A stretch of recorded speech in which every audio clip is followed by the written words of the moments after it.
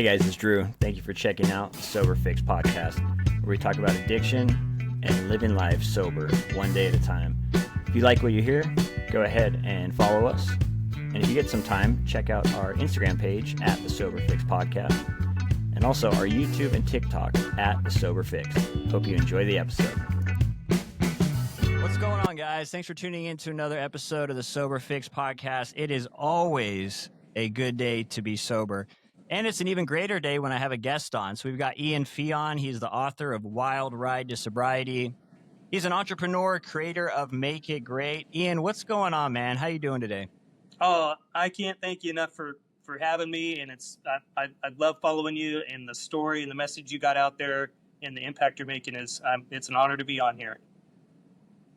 I appreciate it, man. And I really I got time to check out your bio and your website and everything. And I could say the same to you. I want to ask you, how long have you been sober now? It'll be 7.5 years. It'll be 8 years, October, tail end of October this year. Yeah. So 7.5 years, 34 years of heavy debauchery, drunken, hot mess. Hey, you've got me beat. I think I was out there for, it was like 14 years. 14, yeah, I was checking up on you. You were 14. I almost have double you, but I'm also probably double your age. I want to kind of go back to the beginning. Where did you grow up, Ian? I was actually born in New Westminster, and then flopped over the border into Bellingham until I was about 12. And then I grew up south of you a little bit in the beautiful Salton Sea. I'm not sure if you know where that is, but it's 50 miles south of Palm Springs. And it is pretty much the armpit of the world back in like 85 when I went there. And then from there over to San Diego, a little bit of school, learned to really drink there, and then got into hotel management and moved back to Seattle. So yeah, those kind of my stomping grounds. I'm very familiar with the area you're in because I had to get out of the Salton Sea because there was actually my graduating class for 17 kids. So you had to get out of town to go see new faces. Wow, 17 kids, huh? 17 was my graduating class. Yep, 1990. Yeah.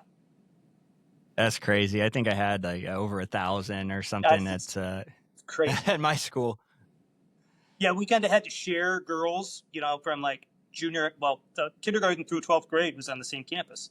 So, if you were dating somebody, you would be like, hey, Ralph, I know you're kind of done with Tanya. Do you mind if I take her to homecoming? So it was really weird in that aspect of growing up. And our school was so small, we only had 8-man football.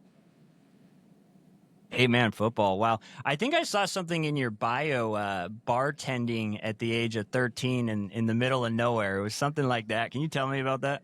Yeah. That was in the beautiful Salton Sea, man. I worked at a place called Johnson's Landing, which was like a triple wide, and had like 3 pool tables. And it was a place where everybody would come down and ride quads and dirt bikes. So it was it got pretty busy on the weekends. But I started out there dishwashing and kind of moved it. I'd say it moved into bartending, but when they were busy, they'd be like, hey, Ian, we go pour Mr. Jones a Coors Light. So I'd go behind the tap and pour beer. And we're out in the middle of nowhere. They had no idea what alcohol, enforcement was or any of that, or food and health, none of that. And then I learned my first drink was at the age of 1 in beautiful Bellingham. My dad was giving me a nice Coors Light because it must have been warm out, so I had a nice sip. So it started at 1, and then at 13 I bartended my parents' parties because there wasn't a whole lot to do in the beautiful Salton Sea. So they would always have these potlucks, and my buddies would come over and we would like be servers for my parents' party. And then we realized that we would get some tips. So then it just kind of became a thing that we would go bartend these parties at the age of 13 to make some extra money.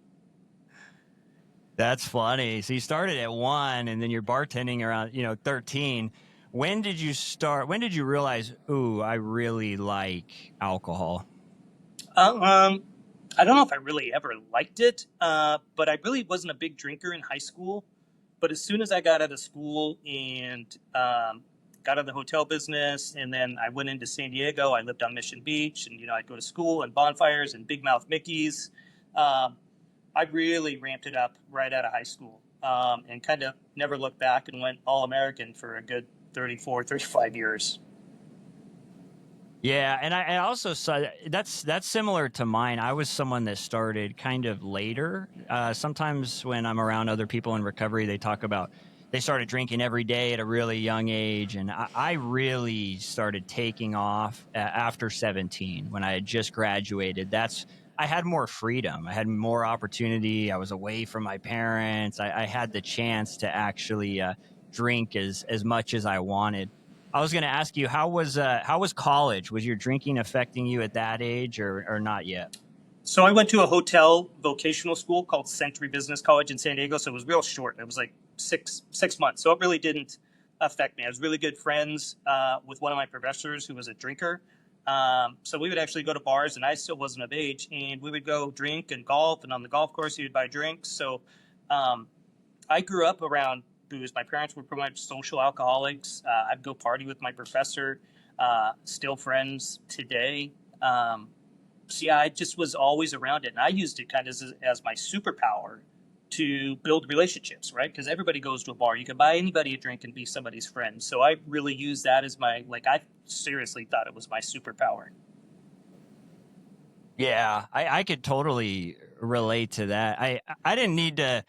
I didn't even most of the time I didn't need to have a great day. I didn't even need to be doing anything that was too much fun or that exciting. As long as I had alcohol, I felt okay. It was like it was almost my sole entertainment a lot of times.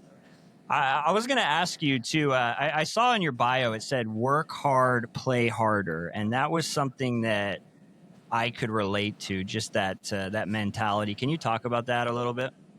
Yeah, I was always been a hustler, and always, I was starting a lawn business when I was 9 in Bellingham. I was bartending for my parents at 13. I was washing trailers down in the desert. So I was always hustling to make money. Um, but man, I could play hard too. Like, I was really good at getting a group of people together. I could text people, and I could have 28 people, 30 people at my house in a barbecue in 10 minutes and have just full on, let's get it on. And I love that entertainment piece, right? And I learned people's drinks so well from bartending my parents' parties that to this day, and it's been, I don't know, 30 years, I can remember, all the funky drinks that these old duffers would want, with black velvet with an olive. Like, who puts black velvet and Coke with an olive? Like, I could remember all these drinks. So I could go to a bar and see somebody and be like, "Hey, go by Jimmy. He likes Jack and Coke," and just tell him it's on me. So I could always get, if there was a party, it just got elevated. Not crazy. I was never a fighter or anything like that, but it just got louder, and I wanted to keep the party going, no matter what it was. If the bar was closing, I'd be like, "Hey, can I give you $200 and we take 2 bottles of Tito's home? Do you mind?" Like, I would just want that party to keep going because I love being around those people. Yeah, I can really relate to that. Just not wanting it to end, having For a good sure. time, and just, hey, how can this is good right now? How can I continue this if that makes sense, you know? Yeah, I'm sure. Like, I'm like, you didn't want it to end because the end meant a hangover in the morning, and so if you could plow through it, it was great. And there were many times I'd be super hungover going to work, but I always posted. That was my deal. Is like, work was, it didn't matter. I didn't miss days being hungover for work. I don't miss those days of being hungover. That's probably the biggest benefit I have right now. Is like, man, I do not miss those days. And I'm sure you, being sober 5 years, and I mean, you did some heavy, crazy shit. That, man, it's probably everything's got to be different for you. It is. It's nice. In the beginning it was, man, this is different. I got to figure out how to live this different life, and I was kind of uncomfortable. My emotions were all over the place. But as time went on, it just started to get better, and I just started to feel a little bit more free. I was going to ask you, when did drinking start to become a problem for you? When did you start to realize I'm kind of overdoing this a little bit? Uh, Man, there were so many, if you want to call them red flags, there were so many. I'm in the automotive space for the last 23 years in the finance and insurance world. And we'd always do these conferences all over the cool place. Vegas 4 times a year, a couple in New Orleans, a couple in Hawaii. And it was, some of those functions in Vegas, like it'd be 10 minutes before we got to be suited up and maybe even presenting and working a booth or something. And I'm sitting in the hot tub ordering another round of beers and be like, whoa, whoa, whoa, whoa. Hey, we can get dressed in like 2 minutes. No problem. We know we can drink beers in 4. We have plenty of time. What are you guys talking about? And a couple people tap me on the shoulder and be like, hey, that was, we're kind of cutting it close. So I kind of always had these red flags like, hey, man, you should slow down. You're having a Bloody Mary at 7 a.m. before we go into this function. I'd be like, did you want one? So I kind of all had these red flags, but I don't know if I really noticed them or recognized them. So I didn't, my aha moment was in October 17, when I kind of got encouraged, nudged to go to rehab, 2 failed marriages, which is super embarrassing. October 17 was probably my rock bottom. A lot of people ask, when's your rock bottom? I think I had a lot of rock bottoms. I just didn't know it. But October 17th, when I went into rehab, was kind of like, ooh, hey, this just got real. Yeah. It was the same for me. I had kind of different rock bottoms, and it would get worse in some points, and then sometimes it would get better for a little bit, and I'd think, okay, I'm on track, and then something else would happen. It just kind of was all over the place. I was going to ask you, what was rehab like for you? What was that process of just kind of actually deciding to show up to rehab? I went into a pretty intense rehab. It's called Shadle. It's no longer around anymore. And they actually it's called aversion therapy. And it's where they actually induce vomiting with alcohol. So they give you Epicac, which makes you super nauseous, not feeling good, kind of that feeling of hungover. And then kind of sitting in like just a regular old hospital room, but it'd be like a bar with a nurse, which we called them the bartenders. And then they would give you some, every ounce of alcohol you could imagine. It would start with vodka. You swish it around in your mouth and you spit it out. By this time, you're pretty violently throwing up because of the Epicac. But then they try to get you to have 18 shots to at least hit your lips, swish it around in your mouth, and spit it in this silver bowl. To this day, I don't have silver bowls in my house. So yeah, it was pretty intense. 10 days. So it was super short. I really didn't want it to disrupt my work or anything or my life. I didn't go to a 30-day Betty Ford, or I'd never been to an AA meeting to this day. But this aversion therapy, to this day, I can go sit in a bar with clients or friends. And every once in a while, I'll get a whiff of like a Fireball or something sitting at the bar, or somebody ordered shots. Man, my mouth will water and I'll just kind of get flush. My aversion's still super high from that rehab. So it was super intense. And I went into rehab going, hey, I'm going to save my marriage. I'm going to be a better dad. I'm doing this for my kids. I'm doing it for my job. I'm doing it for my friends. And something happened to me on that 3rd day in rehab. Somebody tapped me on the shoulder and says, hey, man, the good Lord must have been watching over me and said, unless you're right, there ain't anything ever going to be right in your life. So you need to get your shit right before all this other things that you're trying to do it for. You got to get you right. And that just kind of that was like my aha moment, was my 3rd day in rehab of like, I don't know, just probably sitting there just nauseous. I lost 13 pounds. My stomach's on fire. Like I did 4,000 crunches in a day just because you're violently puking. But yeah, that was pretty intense rehab for me. But that 3rd day was my aha moment. Wow. That's crazy, man. I've never heard anything like. It's crazy intense. And they had like it was like 78% success rate. And unfortunately, it probably closed because it became inhumane. I'm sure, being in our pretty liberal state in Washington, they were like, this probably isn't a good idea. Even though neurologically, UW was doing studies, and it neurologically was rewiring your brain. It's kind of like touching a hot stove. You're only going to do it so many times, right? So no different with the aversion of alcohol. Wow. And that's pretty cool too. I mean, it's interesting because there were times when I went to one nice rehab. All of the rest were later on down the road. I had no insurance, no money. I went to one good one, and that was because I still had a job, right? It was early on before the opiates really took over. And I mean, this place was they were so easy on us. We had like these medical detoxes and these classes where you didn't even have to participate. You just kind of sit in the back and smoke cigarettes the whole time. I stayed sober for I think like 9 minutes once I got out of there. I think they gave me my car keys and my phone. It was over. An It was hour all over. later, I was already drunk. I was already high. And so just in comparison, do you think because it was not kind of a soft rehab, do you think the strong approach made a difference for you, or do you think you were just ready at that time? I think a combo of both. I had one of my clients about a year and a half get nudged into the same rehab I went to. So I knew a little bit going into what it was going to be like because I asked a lot of questions and I kind of knew. So I probably shouldn't have asked so many questions because I was super nervous going into it of how intense it was. But I don't know if it's for everybody. It clearly worked well for me and their success rate. My client to this day, he's 9.5 years sober. I've had a couple friends behind me still sober from it. So it has a super high success rate, but it is massively intense. And again, like I really can't speak to it because I haven't been to an AA meeting. I haven't been to a Betty Ford.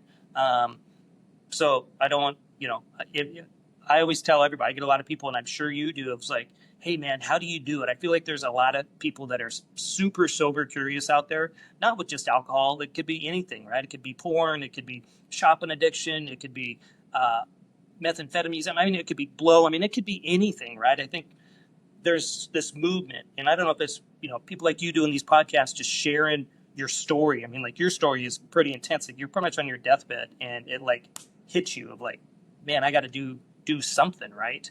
And unfortunately, I guess you and I were pretty lucky that nothing super, super catastrophic happened, right? We didn't kill anybody, knock on wood. I can't tell you, super ashamed even how many times I drove when I absolutely should not have been, thinking that I'm fine, right?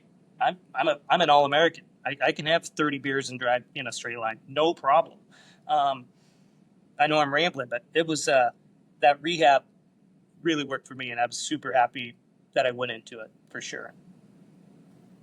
Yeah, and I love that you bring up the point of getting away with the drinking and driving and just getting lucky that was my worst nightmare kind of coming out of addiction, is that one day I was going to come to in the jail cell and there's some guard was going to come up and say, look, dude, you killed 3 people drinking and driving or something like that. So I think that's a great point to bring up and just something to be grateful for. Look, we got another chance without it being too catastrophic.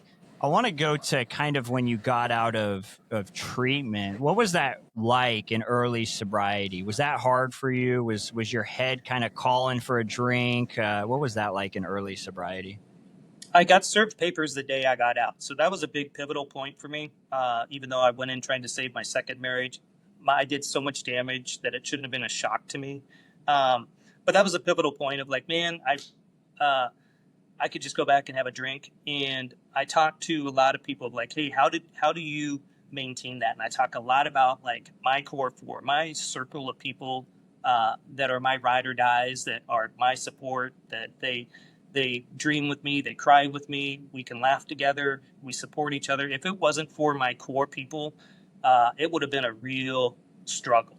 And I get a lot of people, some of my son's friends ask me, be like, hey, what can I do? And I know I'd be like, you got to get out of the circle you're in, man. Your circle is keeping you where you're at. And my circle kept me on my path. So it's so important of your circle of people that you hang around with.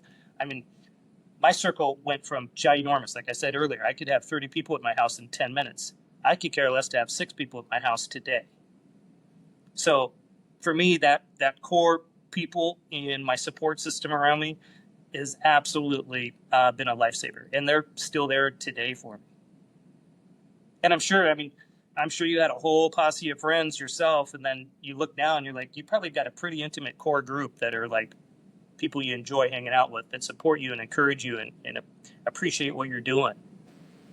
Yeah, it's totally the same for me. And That was kind of an adjustment for me when I first got sober. I was used to what I thought was socializing a lot, but it really was just drinking a lot. It was and that's how it is today. It's like I have those core people, and I'm always trying to tell people, man, it's like don't do it alone. Find people that have similar either goals or interests or experiences or something to where we don't have to just suffer alone in silence and not want to talk to anyone about it.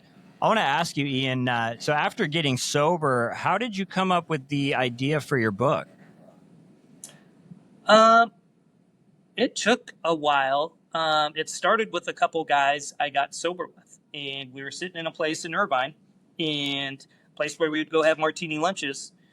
And there was a group sitting across from us, the three sober guys on one side drinking iced tea and salads, and then these guys over here drinking, having martinis and their burgers, and be like, one of us made a comment of like, "Oh yeah, the good old days, that used to be us," and we started sharing some stories, and then somebody said, "Hey, we should write a book." One dude said, "Hey, I know a ghostwriter," so I just kind of ran with it, be like, "Man, that would be really fun to do."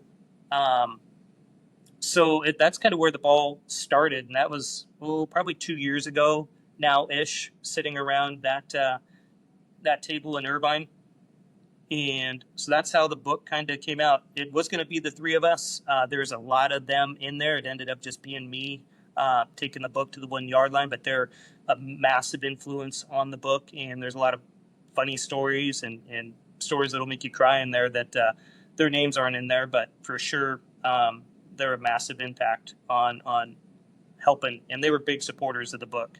Um, so yeah, it's very therapeutic for me too. I've always kind of wanted to write a book. I didn't think it would be about sobriety by no means, but the story just kind of fell into place. And yeah, I got to tell you, it was so therapeutic. It's probably like you doing these podcasts, man. It's just super therapeutic for you. It gets your story out. For me, I journal to this day every morning of how important people are. Like, hey, what are the one things that you do that's different? I journal every day, and it's about gratitude and my goals and just being thankful. I mean, sometimes it's a quarter of a page, sometimes it's a full page. It kind of depends, but it's so therapeutic to get that stuff out because as you know, I'm sure you've experienced is like you have these floods of emotions when you get sober, right? Of like resentment, regret, and like you really have to forgive yourself. It's kind of like we were just talking about, like we're so lucky, knock on wood, we didn't hurt anybody. Well, all those floods of emotions come into you when you're sober, and you'd be like, holy shit, you know how bad that would have been? But we were so, in a fog in our you know, drunken oblivion days that we really didn't be like, oh, well, got lucky. Well, you really don't realize how lucky you got. So dealing with those emotions and getting them out on paper and putting them in a book has been amazing for me. And again, I write the book just very similar to you to just get a message out there to make an impact on somebody. If you could help somebody get sober, be a better dad, be a better husband, be a better friend, be a better leader, like that's why we're doing this. And it's super therapeutic for me. Yeah, and I think that's what it's all about too, is just finding out what's going to work for you and just being open to trying new stuff and writing down on paper for me. It's so weird because it was something that in the beginning I thought would never help me because I hadn't tried it. I never took the time to just sit down and start writing stuff down. And when I finally started to journal as well, I was just shocked. There's something about writing stuff. It's almost like talking to someone and opening up and saying, hey, look, this is what I'm feeling. This is what's going on with me. But the thing with the journals is it's so personal. And I would notice that after I wrote something, I would look at it and just go, man, I just feel a little bit lighter. Was it kind of like that for you as well? For sure. It's just, it's releasing all those emotions, right? I mean, I was a pretty big guy that would just suppress all my feelings. And, I really had to learn to forgive my younger self and believe in my current self and really create my future self. So I kind of live and breathe by that. I had to do a lot of forgiveness. I had to do a lot of internal forgiveness for my kids, my parents, my friends that I lost from being a stupid, drunk, oblivion idiot. I had to do a lot of internal forgiveness, which is a big thing for people. And for me, writing was a great avenue to release that, right? Because I'm just really good at suppressing my feelings, but I feel like I can get it out a lot easier on paper. And the book really helped me kind of. My book's pretty naked. When you get it and read it, you'll be like, okay, you were pretty. It's all out there. There wasn't anything left behind. Yeah, and when I was out there drinking, I had a lot of failed relationships, a lot of strained relationships because of alcohol. I know that you mentioned a couple divorces. Do you think a lot of that was related to the drinking? 100%. Yep. Nothing good came out of alcohol for me, and it just, you know, booze destroyed the person I wanted to become. And I have a great relationship with both of them today because we have kids together, and they're great women. I just was not a great man at that time, and I've completely rebuilt myself. Um, so yeah, I think booze was 100% the problem, and the problem was me and booze. Yeah, and when you were talking about forgiving yourself, it's an interesting point. There's a lot of I'll get comments here and there on social media, and it seems like on YouTube, whenever I get comments, a lot of them are people talking about that. They've just gotten sober and they're kind of looking back on their life, and I did this a lot too. I used to just dwell on the things that I had destroyed. I would replay just legal issues. I would replay embarrassments, fights with people, arguments, the strains I used to cause because of my drinking. And I like that you talk about forgiving yourself. That was a part of kind of my sobriety or turning my life around that's made a big deal. How did you start to do that? Was it just changing your life and sticking with it? Or what do you think helped you kind of start to forgive yourself for what had gone on? For me, I started to stack little baby wins, right? And really, I couldn't dwell on the past anymore. And I would always carry the past, and I'd carry it with me, and I would carry grudges. And it's just being in that mind. And I got a life coach, and I highly recommend it. Some people don't like the term counselor, um, but go get a coach. Go get somebody that you can talk to and guide you. And like my circle is that as well. So if I have any emotion or feeling or any sign of like resentment coming up, they'll walk me through it. And it's a good outlet. So again, it comes back to your core circle. But for me also, it's like when I was a kid in school, if you did something wrong in junior high or elementary, it'd be like, uh, write down 100 times on a piece of paper, I won't be mean to Jimmy. I won't be mean to Jimmy, right? So it's like that writing also instills like that muscle memory of like, you gotta, write down, I do forgive myself. I forgive myself for XYZ. I forgive myself for this. I forgive myself for that. And like, not only write it, but say it. And that was a big thing for me to kind of let it go, that it was okay, right? Because I'm sure you've been to a lot of parties or maybe not, but for me, man, I'd wake up in the morning sometimes and I'd have to look at my phone and go, oh shit, did I text that to somebody? And I wake up feeling so fresh these days. Like I don't have those. And I used to have lots of those. I used, I said what to the neighbor? Oh my God. I said what to the wife? Oh shit. Are you kidding me?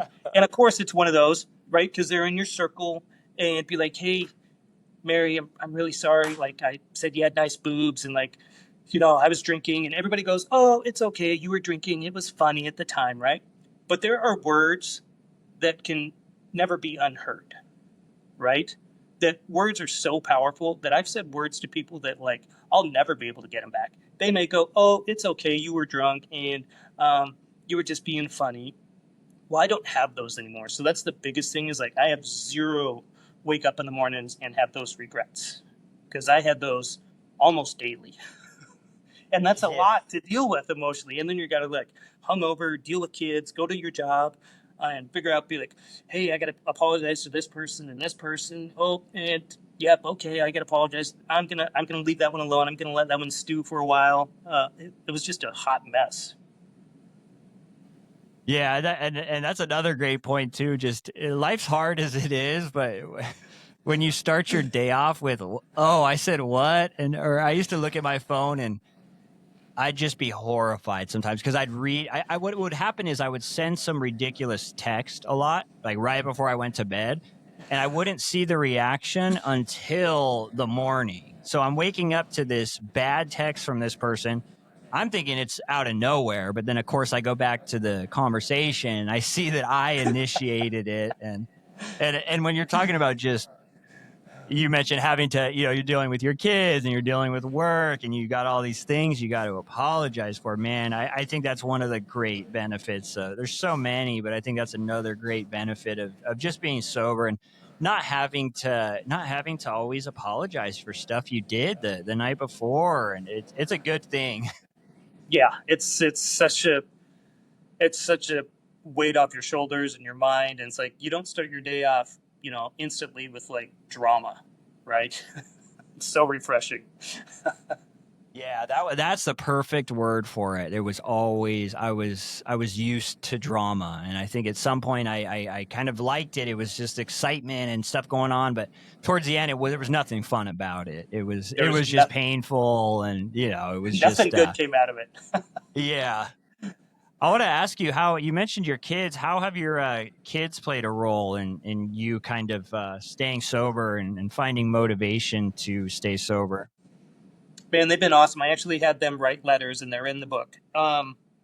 So my son, back in the day, in my drinking days, I was always a high school house. I wanted all the kids at my house. We were going to barbecue and drink. You're drinking at my house. And I was the guy, I was a super dad that would be like, hey, fireball, let's line them up and all do shots, kids. So I was the instigator for, my kids' high school. My daughter, 2 years younger, would be texting me because music's loud. And this isn't just one day a week. This would be 4 or 5 days a week. And my daughter would text and be like, hey, Dad, can you turn the music down? I'm trying to study. So they grew up in the party dad mode. Son was like, yeah, great. Dad's having a barbecue. Come on over. For some reason, there's something on TV, whether it be hockey or lacrosse. It didn't matter. That was the excuse to have a barbecue or a party and all these kids over.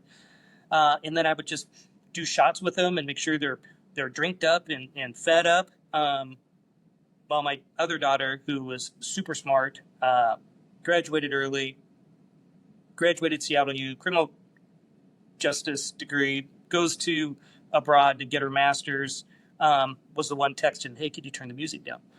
So they both write pretty emotional stories in my book of what kind of dad I was drinking. And today, my relationship with them is probably better than it's ever been, way better than my drinking days, because I always talk about being present, right? So I always had, if I had a party at my house and the kids were younger, I'd be like, hey, go upstairs, order pizza, and like they're there and I'm there, but I really wasn't present with them, right? And when my kids were really good athletes, both of them, and my son playing baseball, we had the RV, daughter playing softball, so we were bouncing around on weekends. And I'd make sure my RV was pretty much a portable bar for everybody in the stands. So I'd make sure everybody in the stands had red Solo cups, whatever, if it's in the morning, we're having Baileys and coffee. In the afternoon, we're having beers and Bloody Marys. And my son's playing baseball behind me, but I'm more worried about people in the stands making sure they got drinks. So I talk about I was there, but I wasn't present. So I talk about that a lot. It's like, make sure I'm so much more present today than when I was in my blues days, for sure. Yeah, and it's weird because I never noticed how much I was not present in a lot of people around me, my family's life. I didn't realize that until I finally got sober, and people started to tell me, "Man, you're changing. Things are different." And it was almost like they started to see it before I did. Did you notice that as well? Were people Oh, starting to for sure. notice? Yep. Yeah, Yeah. and It's they like, and they tell you. oh, yeah. It's like you're so much more there, right? Than, always up and about. And like, I'm pretty busy anyway, get pretty cagey. But man, when I'm with somebody, man, I try to be super, super present to where I just wasn't before. I was in a fog and I was worried about everything else and making sure everybody else is good. And everybody else had drinks and like kind of forgetting about the important shit in life. So yeah, it's helped a lot with my kiddos. My kiddos have been a major support. My son still drinks. He clearly doesn't drink as much when I'm not drinking because I'm not pushing it on him. But he can have a couple beers and he'd be fine. My daughter to this day doesn't drink.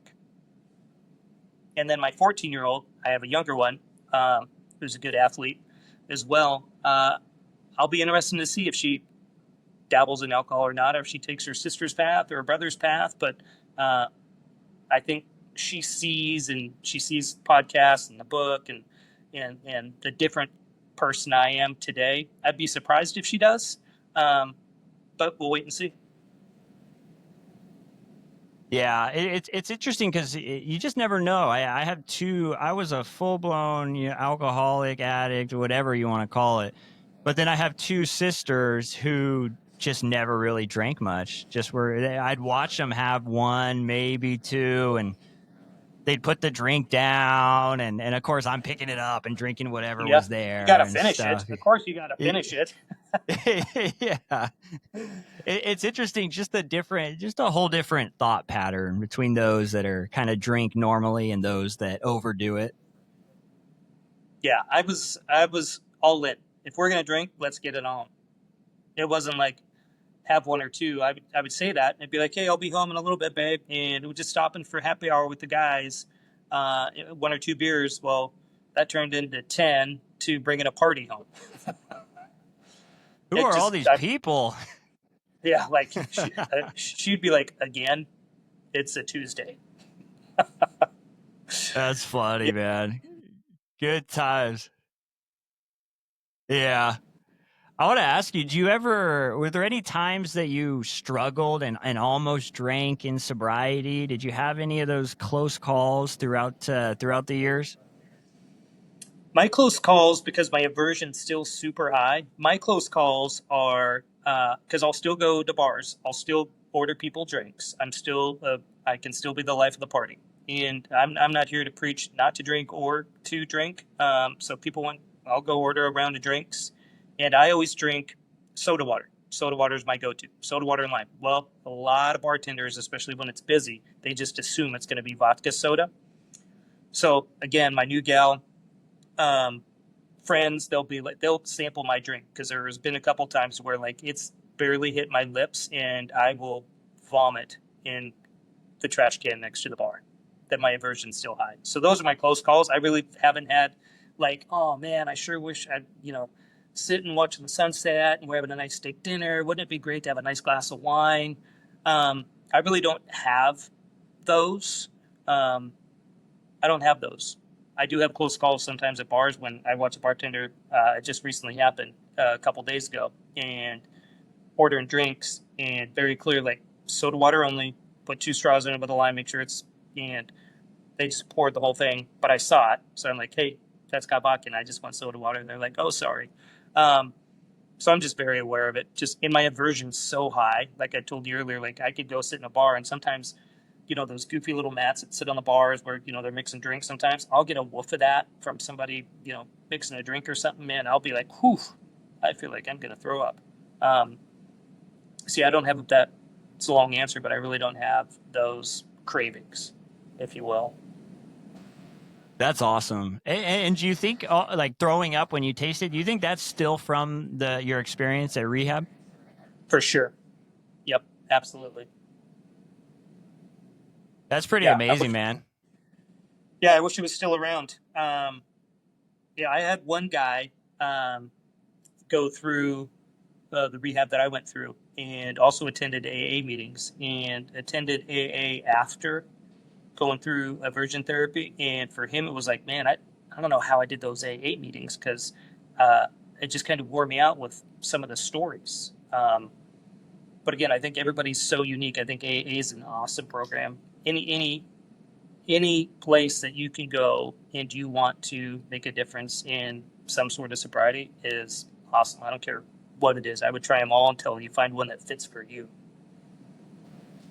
Yeah, that's what I kind of try and preach too, because I was someone that started going to meetings, and that was kind of I just didn't know any better. Every rehab took me there. Anytime I had court stuff, they sent me there. I had probation, they sent me there. Family sent me there. I just assumed that's how everyone gets sober. And then I finally got sober for a while, and I started to talk to other people, and I realized, oh no, there's a bunch of different ways, and there's a lot of things that they all kind of have in common, but it's really about finding what works for you. And so I'm glad that you tell your story as well, because I have people on here that are diehard AA members, and then I have other people on that did NA. I've had people on that do Celebrate Recovery. I've had people on that got sober themselves. It's cool. It's cool to see all of the different journeys. Have you ever had people try and get you to go to AA? Did you ever run into AA at any point? No, nope. I don't remember people nudging me that way, or I vaguely remember people like, "Hey, you ever thought about rehab?" And be like, "Who needs rehab, man? I'm the life of the party, and life's going great for me. So maybe you should check it out." And so if I did hear it, I probably deterred it really fast. Do you have any cravings still? 5 years plus under your belt, which is awesome.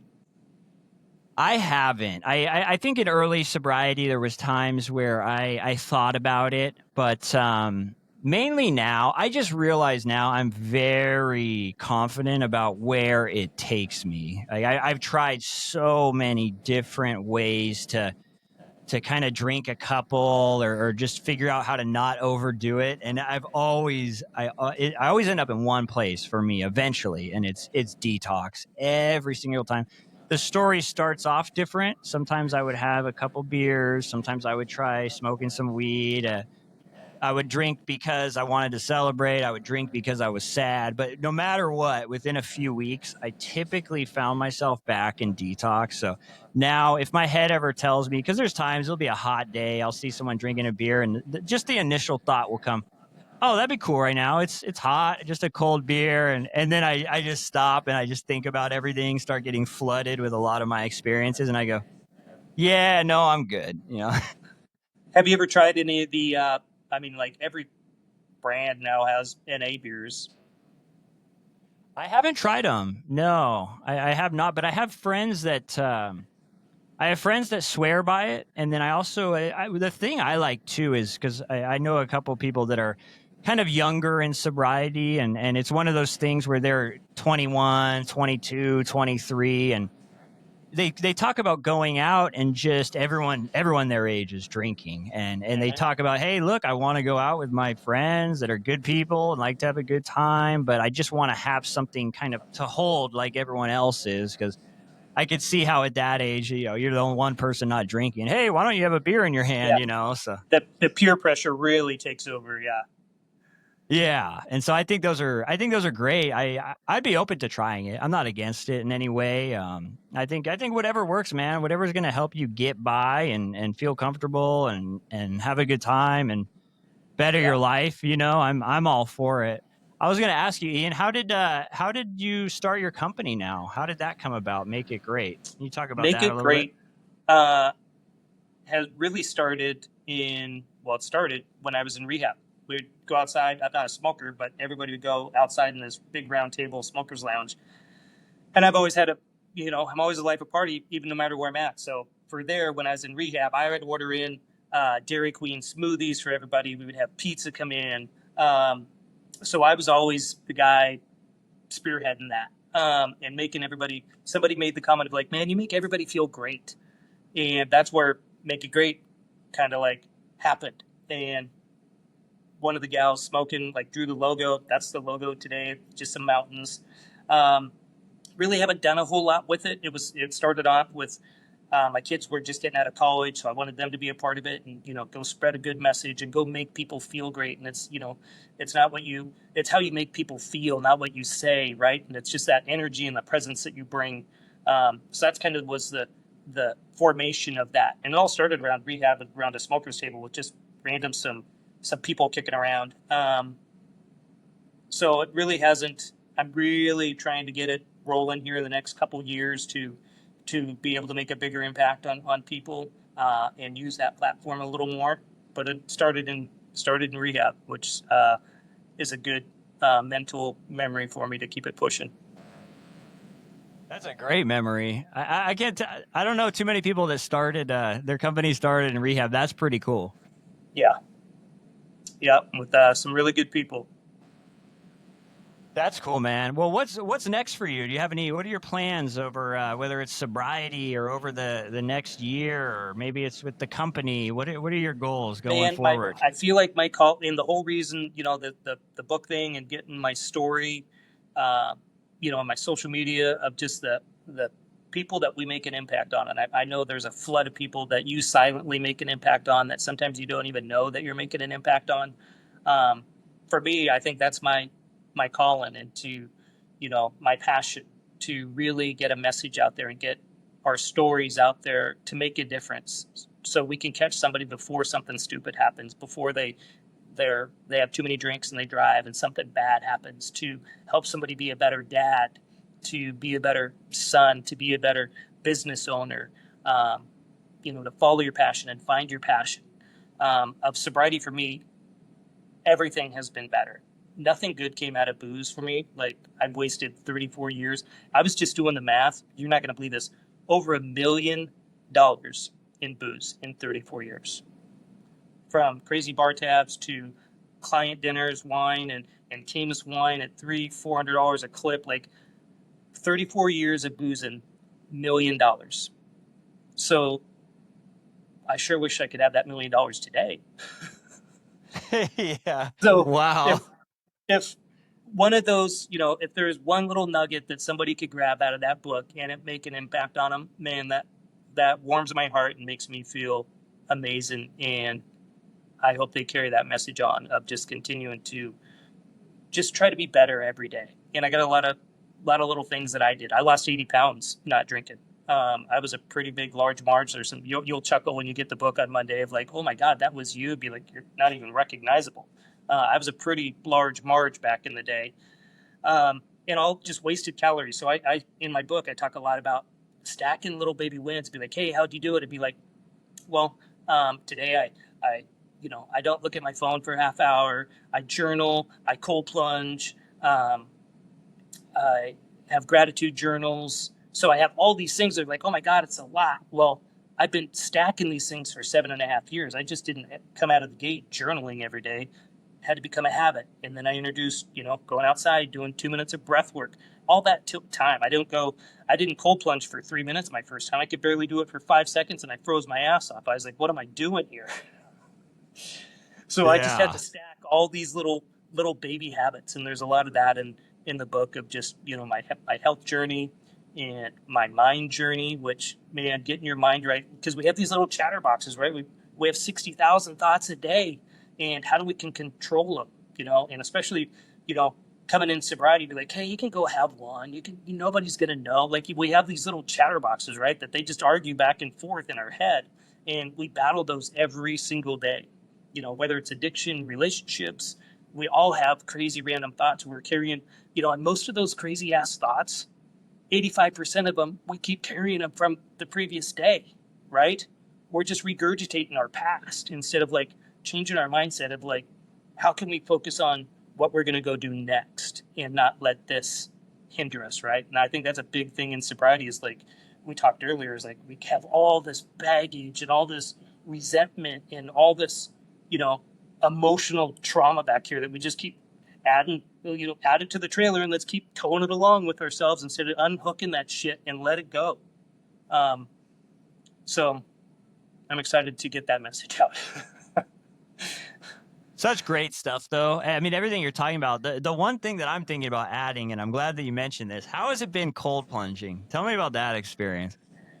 Man, I love it. It's like a daily thing for me. It's how mental it is. I'm not sure they have all these stats of like how physically it is good for you, but if you think about it, if you have a bruise or something, you put ice on it, right? You see athletes go in ice baths for inflammation. So there are some health benefits for it.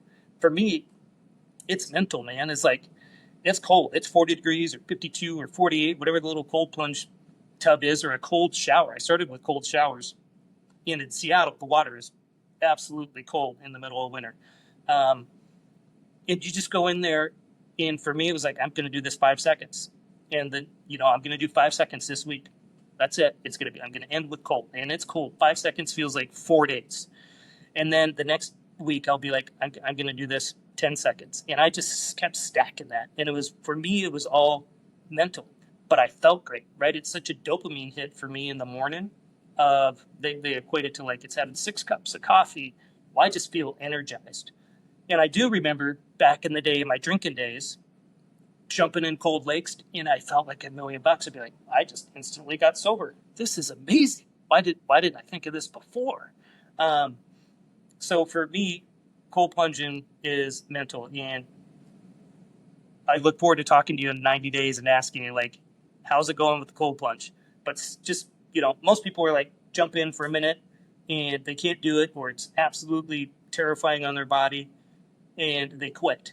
So do it a short amount of time and just stack those times over time to where you can get up to a minute or whatever you're comfortable with, a minute and a half, 2 minutes, 3 minutes. I could do 3 minutes now, but it took me years to get there, starting with 5 seconds in a cold shower. So I think it'll, for you, I bet you your mind will be the biggest thing for you.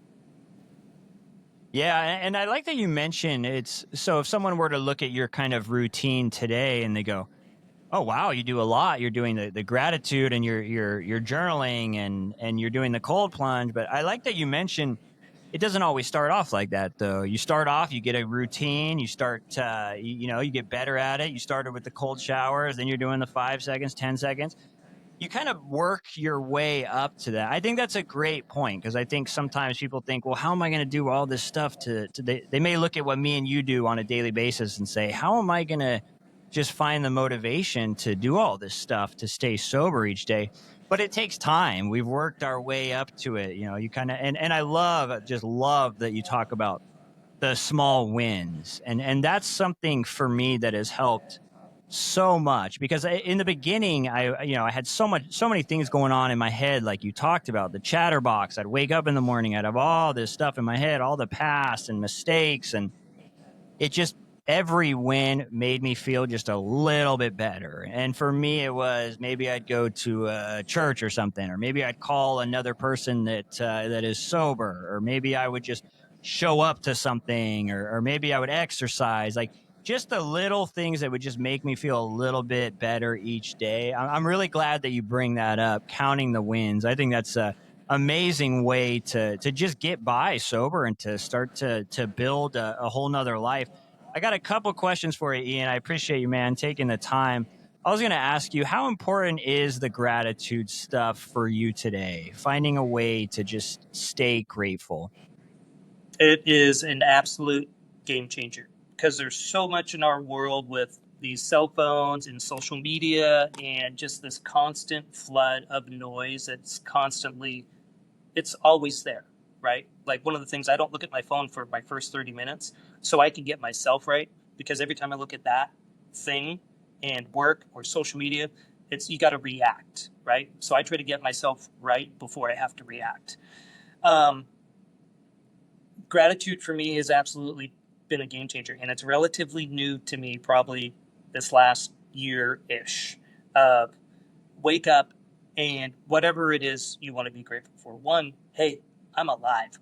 I get to step out of my bed. Hey, I am so lucky I get to go work out. Hey, I am so lucky and blessed that my kids are healthy. Hey, I'm lucky and blessed that I have a job. Hey, I am so lucky and blessed that I have these awesome core friends around me. I'm so lucky and blessed that I have this amazing gal with me, whatever it is. Or I'm so lucky my dog greets me happy every second of every time I see him, right? I mean, like, get down to the smallest things. And it was a couple months ago. I do my call with my life coach every Wednesday, early in the morning. She's from Florida, Seattle time, so it's super early in the morning. And she's like, "Hey, what are you grateful for?" She starts off, "What are your wins this week?" And I got to be like, "Shit, I'm not very good at it." It's one of those things I'm working on myself. It's like I don't do very well at writing my wins down. So she reminds me, "What are your wins?" And then I got to go back and remind my little wins, which are I think going to be equal to the gratitude, because you got to be like, "Hey man, you worked your tail off this week," but we really don't celebrate those wins. We kind of work on like the things we have to do. So for me, gratitude just really sets the tone for me in my day. Like, it is refreshing to like just have that gratitude and be like, start with thanks. Thank you for whatever is in your mind right now, right? Hey, I'm thankful I got to do my podcast. I'm so thankful I got to go have this fresh cup of coffee in the morning, whatever it is. But my gal Angie a couple weeks ago is like, hey, really sit outside and nothing on, no music, no phone, no nothing. 3 minutes, sit there, and I just want you to listen, and then call me back. Like, okay. So I call her back. She's like, what were you grateful for? I'm like, the smell of the coffee brewing was amazing. The cute little birds chirping in the corner, the leaves blowing in the wind. She's like, no, that's something to be grateful for. So it's just like resetting yourself to really just get that we're so lucky and blessed that we could get up, that you and I get to do this today. We are so lucky and blessed that, one, we get to go walk. We're so lucky and blessed that we can go get a glass of water, right? So like, we take for granted of all the shit in life. There's so much of it that we take for granted. That, one, we can drive, right? That we can go get a job. So just get really, really grateful for what you have today. And some of us work so hard to be like, we're so stuck on like, I want this, I want this, I want this. Well, appreciate what you got right now while you're on that journey.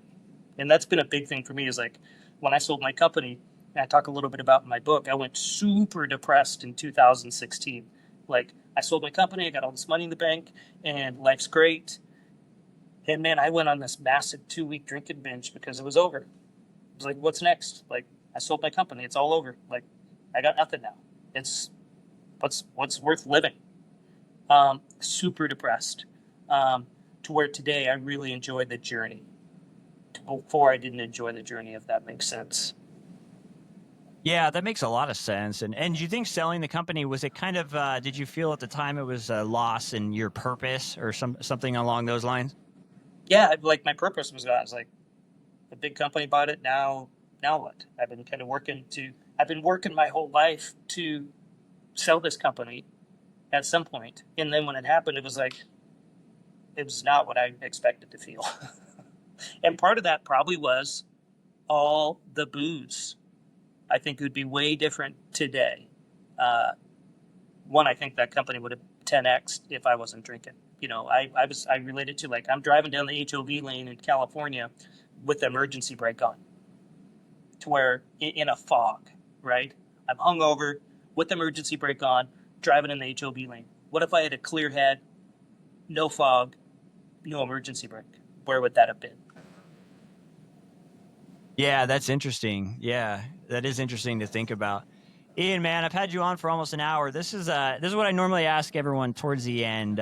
What would your advice be to anyone out there kind of sober curious, like we talked about, or thinking about getting sober, or wondering, is this something I can pull off? Is this something I would enjoy? Would I be able to have fun sober? What would your advice be to someone thinking about getting sober right now? One, try it. And two, evaluate what good comes out of booze for you. Um, you know, I can't tell you how many wasted hours I have sitting in bars. Like, I have so much time back in my life. So if you're sober curious, evaluate, what are you really trying to do? Is this helping you be better every day? Is this helping you achieve your goals and your dreams and ambitions every day? And if you're worried about your time, like for me, I gained back 30, 40 hours a week not drinking. I wasted so many hours in a bar that were just unproductive, which I was thinking they were productive. So if you're sober curious, just try it. And there's some people, I get a lot of calls, and I'm sure you do too. They're sober curious and they try it and then they fall off. Well, you weren't ready. You got to look in the mirror every day and be like, I want to be better every day. I'm going to be better today. And it's okay if you fall off. It's okay if you're not ready yet. But one day you will know when you're ready. And hopefully you do it before something bad happens. Yeah. Ian, thank you, brother. I appreciate you. Anyone listening, I'll put Ian's website and book information and everything in the details. So make sure you go and grab one of those. I'm excited to read it. I know it's on the way. Ian, I appreciate you, brother. Thanks for coming on. I appreciate you, man. Keep up the awesome work. Thank you. All right, you made it through another episode. Thanks again, and if you'd like to collaborate or come on the show, please email me at thesoberfixpodcast@gmail.com. Have a great day.